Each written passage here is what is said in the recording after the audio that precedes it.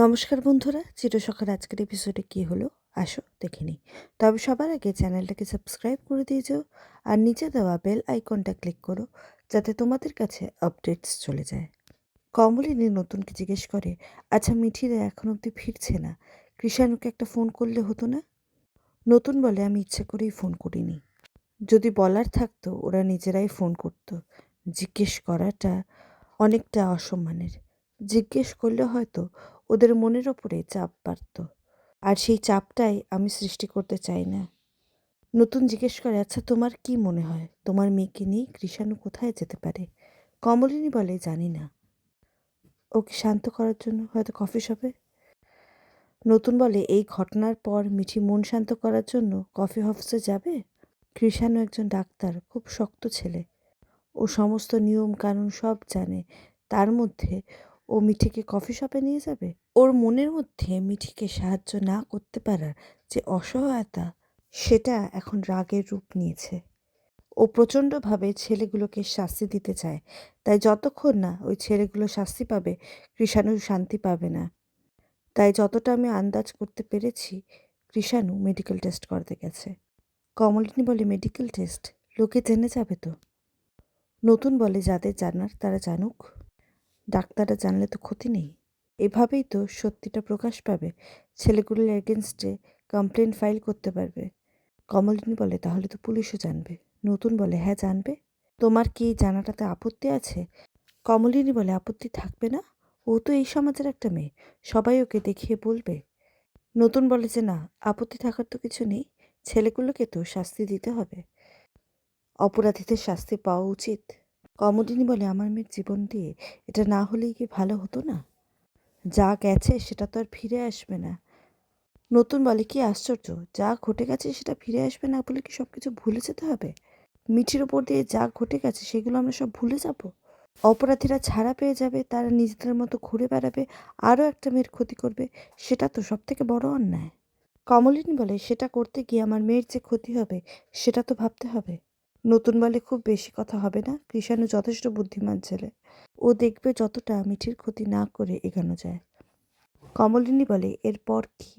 এরপর তার মানে ওকে কোর্টে গিয়ে ওই লোকগুলোকে আইডেন্টিফাই করতে হবে, সমস্ত কিছুর মধ্যে দিয়ে আবার ওই মেয়েটাকে যেতে হবে। নতুন বলে, হ্যাঁ যেতে হবে তো, না হলে আইডেন্টিফাই করবে কি করে? আর যদি ছেলেগুলোকে আইডেন্টিফাই না করা যায় তাহলে ছেলেগুলোকে শাস্তি দেওয়া যাবে কি করে? একমাত্র ওই তো বলতে পারবে সেই রাতে কারা কারা ছিল। ওর স্টেটমেন্টটাই তো আসল, ওটাই তো টেস্টিমনি। কৃষাণু এরপরে মিঠিকে বলে, সবসময় যে সব খারাপ হয় তেমন তো নয়, অনেক সময় অনেক কিছু ভালোই হয়, সেটা জার্নি করতে করতে যেতে যেতে জানতে পারি। মানছি তোমার জীবনে একটা দুর্ঘটনা ঘটে গেছে, অনেকের জীবনেই দুর্ঘটনা ঘটে, হ্যাঁ এটা ঠিক। দুর্ঘটনার রকমটা আলাদা হয়, এটা আমাদের দুর্ভাগ্য, আমাদের সকলের দুর্ভাগ্য যে আমরা একটা এরকম দুর্ঘটনার সাক্ষী হয়েছি। আমি তোমার মনের অবস্থা বুঝতে পারছি, কিন্তু এই মুহূর্তে আমি আর অন্য কিচ্ছু নিয়ে ভাবছি না। আমি শুধু ভাবছি তোমার শারীরিক যন্ত্রণার কথা। এই শুনে কেঁদে ফেলে মিঠি। কৃষাণু বলে, মিঠি তুমি কেঁদো না, এখানে কান্নাকাটি করো না, সবাই বুঝতে পারবে, সবাই জানতে পারবে, অনেক প্রশ্ন ধেয়ে আসবে তোমার দিকে। মিঠি বলে, আমি পারছি না, একদম পারছি না আর। সব কিছু ঠিক ছিল, সব ঠিক ছিল, শুধু ওইটুকু সময় আমার জীবনটা তছনছ হয়ে গেল, এলোমেলো হয়ে গেল সব কিছু। কৃষাণু বলে, তুমি যদি মনে করো যে ওরা তোমার জীবন এলোমেলো করে দিয়েছে তাহলে তো আর কিছু করার নেই মিঠি, জীবন এত সহজে এলোমেলো হয়ে যায় না। মিঠি বলে, জীবনে এক একটা এমন ঘটনা ঘটে যখন একটা মেয়ের আর সোসাইটিতে মুখ দেখানোর কোনো রাস্তা থাকে না। কৃষাণু বলে, তোমার মুখটা অনেক দামি মিঠি, যে ঘটনা ঘটেছে তার থেকে অনেক বেশি দাম তোমার মুখের, তোমার চিন্তা, তোমার শিক্ষা। তুমি এইসব দিয়ে এই সমাজের ঊর্ধ্বে উঠতে পারবে, এই পরিস্থিতির ঊর্ধ্বে উঠতে পারবে। তুমি নিশ্চয়ই এই ঘটনা থেকে উঠে দাঁড়াতে পারবে, এই সংস্কার থেকে তুমি বেরিয়ে আসতে পারবে। মিঠি বলে, এটা সংস্কার? কৃষাণু বলে, হ্যাঁ 100 বার সংস্কার, যা তোমার হাতে নেই, যে ঘটনার নিয়ন্ত্রণ তোমার হাতে ছিল না আর কখনো নেইও, সেই ঘটনা নিয়ে তুমি নিজেকে কেন আঘাত করবে মিঠি? আমাদের এখন প্রথম ফোকাস হলো অপরাধীদেরকে শাস্তি দেওয়া। তুমি যদি এরকমভাবে ভেঙে পড়ো তাহলে তো আমরা কেউ কিছুই যেতে পারবো না। মিঠি বলে, আমি পারবো না। কৃষাণু মিঠিকে কনসোল করে যে আমি আমার সবথেকে বেস্টটা দেবো যাতে তোমায় কোর্টে খুব কম সময় থাকতে হয়। কিন্তু একদিনের জন্য হলেও তোমাকে কোর্টে যেতে হবে। যারা তোমার ক্লোজ প্রক্সিমিটিতে ছিল তাদেরকে একমাত্র তুমিই আইডেন্টিফাই করতে পারবে। তাই তোমাকে যেতে হবেই মিঠি। তুমি চাও না? সত্যি কি চাও না? হয়তো তো একটা মেয়ে তোমাকে দেখে ইন্সপায়ার্ড হোক। অন্তত একটা মেয়ের জীবনেও যে ঘটনা তোমার সাথে ঘটেছে তার জীবনে না ঘটুক। তুমি চাও না এটা? এরপরে নতুন কমলিনীকে বলে যে, কমলিনী, আমি কিন্তু তোমাকে অনেক শক্ত ভেবেছিলাম। কমলিনী বলে, আমার জীবনে যা যা ঘটেছে তাতে তো আমি শক্তই ছিলাম, কিন্তু আমার মেয়েটা তো নরম।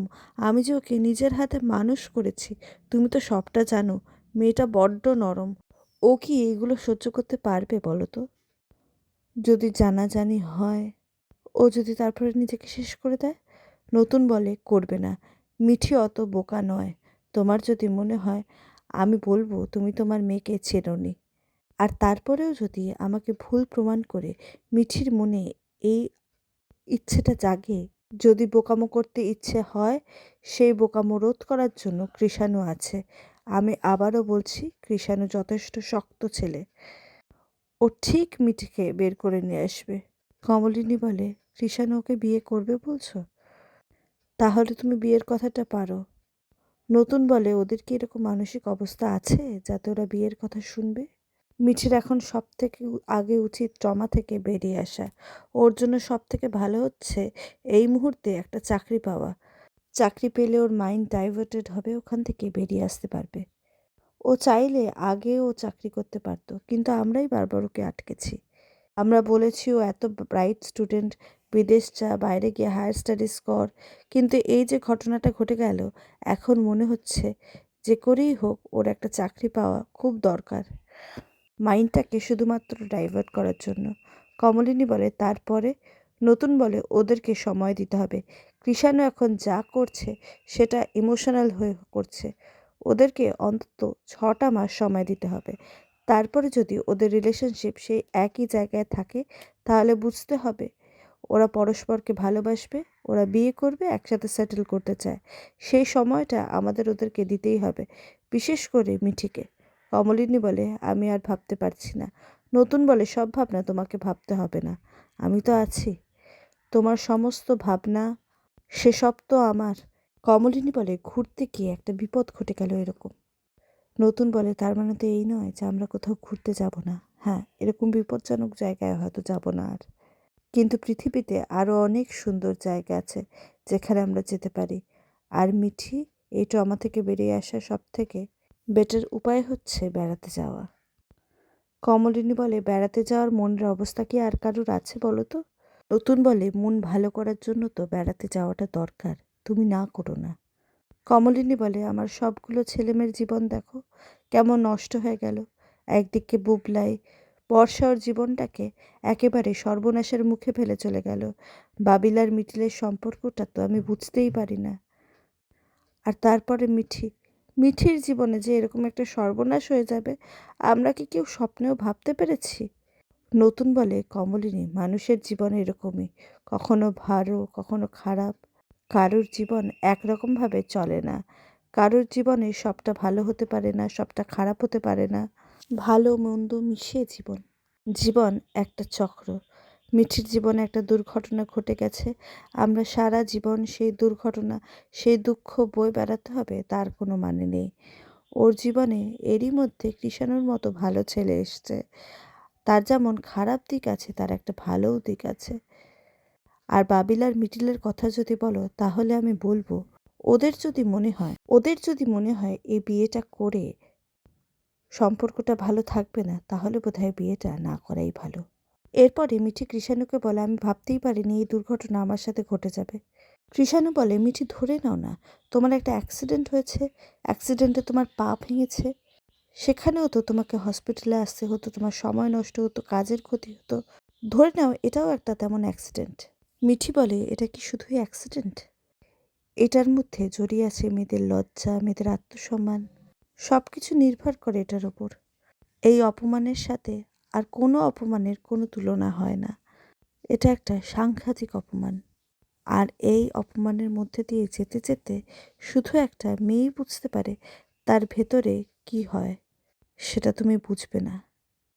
তুমি এই সমাজের একজন পুরুষ। তোমার পক্ষে বোঝা এটা সম্ভব নয়। কৃষাণু বলে, সত্যি তোমার মনে হয় যে আমি কিছু বুঝতে পারছি না? তোমার যন্ত্রণার কথা আমি বুঝছি না? তোমার কষ্টটা হয়তো আমি নিতে পারছি না, কিন্তু তার মানে কি এটা যে আমি তোমার কষ্টটা আমি বুঝতে পারছি না? মিঠি বলে, এরপর সারা জীবন আমার ট্রমা হবে। রাস্তায় বেরোতে পারবো না, রাতের পরে বেরোতে পারবো না। রাস্তায় বেরোলেও আমার মনে হবে সবাই আমার দিকে আঙুল তুলছে, আঙুল দেখিয়ে বলছে যে, কৃষাণু কথাটা কেটে দিয়ে বলে, বলছে যে এই মেয়েটা ফাইটার, অন্য আর কিচ্ছু নয়। তার জন্য তোমাকে ফাইট করতে হবে, ফাইটটা করতেই হবে। কৃষাণু বলে, যারা তোমার লড়াইটাকে সম্মান করবে তারা কখনো বাজে কথা বলবে না। যারা তোমার লড়াইকে সম্মান করবে না তারা হয়তো কিছু বলতে পারে, কিন্তু এখনও আমাদের সমাজে এমন লোক আছে মিঠি, যারা তোমার ফাইটটাকে সম্মান করবে। আর যারা তোমায় সম্মান করে না তাদের তুমি ধর্তব্যের মধ্যে রেখো না। যারা তোমার সঙ্গে একটা ট্যাগ জুড়ে যাবে, তারা কি আদৌ মানুষ? তুমি কি তাদেরকে মানুষ বলে কনসিডার করবে? তুমি উত্তর দাও না মিঠি, বলো। তুমি না একটা শিক্ষিত মেয়ে? মিঠি বলে, আমার চাকরিটাও হবে না। কৃষাণু বলে, বোকার মতো কথা বলো না, তোমার চাকরির সাথে এটার কি সম্পর্ক? যারা তোমায় চাকরি দেবে তারা তোমার মেরিট দেখবে, তোমার যোগ্যতা দেখবে। কমলিনী বলে, আমার ছেলেটাই বেইমান। মিটেলের মতো মেয়েটাকে যে কিভাবে চিট করছে আমি বুঝতে পারছি না। নতুন বলে, বাবিলকে এতটা খারাপ ভেবো না। মিটিল হয়তো বান্ধবী হিসেবে যতটা, স্ত্রী হিসেবে ততটা নয়। আর বাবিলদের যদি মনে হয় যে বিয়ে করার পরে এই সম্পর্কটা ওয়ার্কআউট করবে না, তাহলে হয়তো না করাই ভালো বিয়েটা। কমলিনী বলে, মিটিল আর বিয়ে করবে বলে তো আমার মনে হচ্ছে না। কি করে করবে বলো? বাবিল তো আরেকজন মেয়ের সাথে সম্পর্কে জড়িয়েছে। অন্তত মিটিল আমাকে কথা বলেছে। হ্যাঁ, কথাও ঠিক যে মিটিল শিওর নয়। মিটিল তো তবুও বুঝতে পারছে। ও তো বারবার করে বলছে যে কিছু একটা হচ্ছে, যেটা ও বুঝতে পারছে না। ও তো বলছে ও কিছু একটা অনুমান করতে পারছে, কিন্তু হাতে নাতে ধরতে পারছে না। নতুন বলে, আন্দাজে বা ধারণায় নয়। মিটিলের উচিত বাবিলের মুখোমুখি হওয়া, ওর স্ট্রেট আবে জিজ্ঞেস করা উচিত যে কিছু আছে নাকি। ওদের মধ্যে যদি সমস্যা থাকে আর আমাদের যদি মনে হয় বিয়ে করলে সেই সমস্যার সমাধান হবে, সেটা কিন্তু নয়। বিয়ে করলে সব সমস্যার সমাধান হয় না। ওদের জীবনের দায় কিন্তু আমাদের নয়।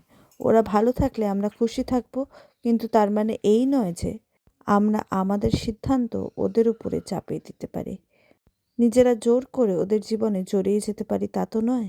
আমাদেরকে পাখির মতো হতে হবে। যখন পাখির ছানারা বড় হয়, ওদেরকে নিজেদের মতো ডানা মেলে উঠতে দিতে হয়। আমরা গার্জেন হিসেবে গাইড করতে পারি, কিন্তু নিজেদের সিদ্ধান্ত ওদের উপরে চাপিয়ে দিতে পারি না। বড়জোর যদি প্রয়োজন হয় আমরা সবাই মিলে বসে কথা বলতে পারি। কমলিনী বলে, না, আমার মনে হয় মিটিল আর বাবিল আগে কথা বলুক। নতুন বলে, আমাদের এই মুহূর্তে প্রায়োরিটি মিঠি হওয়া উচিত। যে ট্রমার মধ্যে দিয়ে ও যাচ্ছে সেখান দিয়ে ওর বেরিয়ে আসা দরকার, নিজের জীবনে সেটেল হওয়া দরকার। আর তাছাড়াও এই পাড়ার লোকজনগুলোকে এত বছর ধরে দেখছি তো, ওরা যা খুশি করতে পারে, যা কিছুই বলতে পারে, যেটা আমাদেরও সব থেকে বেশি ফেস করতে হয়েছে। আমরা জানি ওরা কতখানি জাজমেন্টাল। আমাদের প্রায়োরিটি মিঠিকে ওদের কাছ থেকে আলাদা করে রাখা। আমি কৃষাণুকে বলেছি যাতে ও মিঠিকে আড়াল করে রাখতে পারে, যদিও আমি জানি কৃষাণুকে আলাদা করে বলার কোনো প্রয়োজন নেই। ও তো ভালোবাসে মিঠিকে। মিঠিকে ও সব কিছুর থেকে আড়াল করেই রাখবে।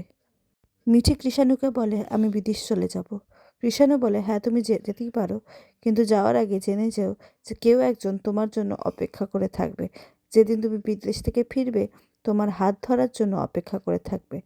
হ্যাঁ, তুমি যদি চাও এখানে একটু কাজকর্ম করে নিজেকে সময় দিতে পারো, আমাকেও একটু সময় দিতে পারো তুমি।